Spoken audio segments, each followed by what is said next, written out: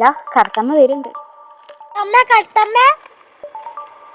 കറുത്തപ്പെണ്ണെ നിന്നെ കാണാഞ്ഞിട്ടൊരു നാളുണ്ട്.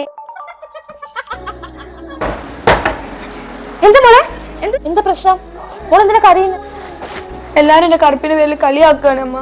മോൾ അതൊന്നും ഓർത്ത് വിഷമിക്കണ്ട. നമുക്കൊരു ലക്ഷ്യമുണ്ട്, നമ്മൾ ആ ലക്ഷ്യത്തിന് വേണ്ടി പരിശ്രമിക്കാം. ആൾക്കാർ അങ്ങനെ പലതും പറയും, മോൾ അതൊന്നും മൈൻഡ് ചെയ്യണ്ട കേട്ടോ. 15 വർഷങ്ങൾക്ക് ശേഷം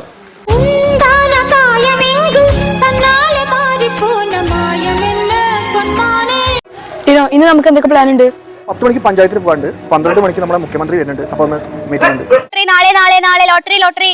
ഇതെന്റെ കൂട്ടുകാരി ശ്രുതി അല്ലേ? ടീനോ, ആ വണ്ടി ഒന്ന് എത്തിക്കേ. ശ്രുതി, നിനക്ക് എന്നെ മനസ്സിലായോ? എന്നെ എപ്പോഴും കർത്തമാന്ന് വിളിച്ച് കളിയാക്കലില്ലേ? അവളാണ് ഞാൻ. ലക്ഷ്മി, ഞാൻ ചെറുപ്പത്തിൽ നിന്നെ കുറെ കളിയാക്കിയിട്ടുണ്ട്, നീ ക്ഷമിക്കണം. കറുപ്പിന്റെ പേരിൽ ആരെയും കളിയാക്കരുത്. പറ്റിയ സംസ്കാരമല്ല. നീ കയറി, ഞാൻ എന്തെങ്കിലും ജോലി ആക്കി തരാം.